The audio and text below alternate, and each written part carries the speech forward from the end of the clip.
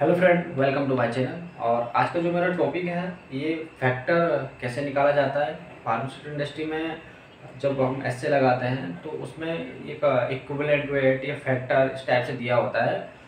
तो ये क्वेरी थी, किसी ने मेरे से पूछा था कि सर ये कैसे निकाले जाते हैं। कहीं पे जो फैक्टर होते हैं वो पॉइंटों में होते हैं, 0.98 0.97, बट कहीं पे मोलिकुलर वेट से होते हैं। तो आपको एग्जांपल से बता देता हूँ आपको कि जैसे एग्जांपल है यहाँ पे मेटफॉर्मिन,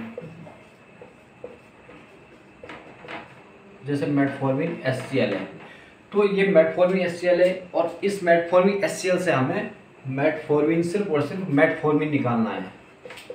तो हम कैसे इसकी कैलकुलेशन करते हैं, तो मैं सबसे पहले बात कर दूंगा कि मेटफॉर्मिन HCl है। तो मेटफॉर्मिन HCl का जो मोलिकुलर वेट होता है वो होता है आपका 165.62, ठीक है, 165.62। और जो मेटफॉर्मिन होता है 129.16। क्या होता है, जो मेटफॉर्मिन HCl है उसका जो मोलिकुलर वेट होता है 165.62 होता है, और जो मेटफॉर्मिन होता है 129.16 होता है।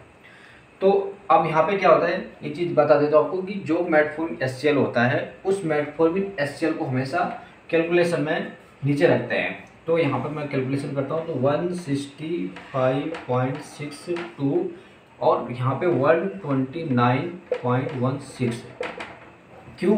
क्योंकि 165 आपको जो मेटफॉर्मिन HCl है, मेटफॉर्मिन HCl से आपको सिर्फ और मेटफॉर्मिन निकालना है।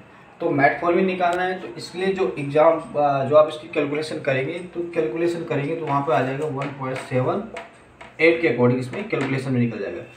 तो अब आप समझ गए होंगे, कहीं पे आपको दिखा होगा कि कैलकुलेशन में 0.78 दिया होगा इंटू में लास्ट में ऐसे के कैलकुलेशन में, और कहीं पे आपको क्या दिया होगा, ये ऐसा करके दिया होगा 129.16 अपॉन 165.62। ये मोलिकुलर फैक्टर है या मतलब मोलिकुलर जो वेट है उस हिसाब से फैक्टर दिया जाता है। तो आई होप अब आप समझ गए होंगे कि मेरा क्या मकसद था इसको बताने का, कि जिसमें ये 0.78 दिया हो या फिर आपका 129.16 दिया हो, तो इस केस में आपको 129 जो भी 16 इस टाइप से कैलकुलेशन में दे रखा होगा या फिर 0.78 कैलकुलेशन में दिया होगा। तो इस हिसाब से इसकी कैलकुलेशन करना है। अब मैं एक और चीज़ बता देता हूँ आपको कि सपोज आपने 50 mg वेट लिया। अब आपने 50 mg वेट क्या लिया यार, मेटफॉर्मिन HCl का आपने 50 mg वेट लिया। तो इसके अकॉर्डिंग अगर हम 0.78 के अकॉर्डिंग हम करेंगे तो 50 पॉइंट इंटू 0.78 है।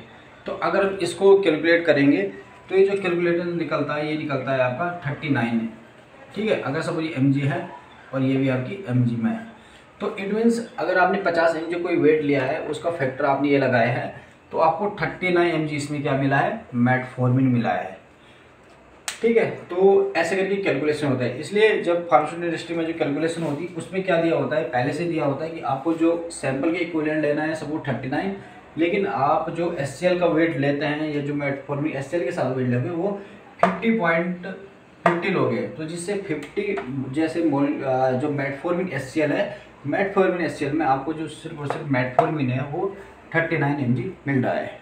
Okay friend, thank you.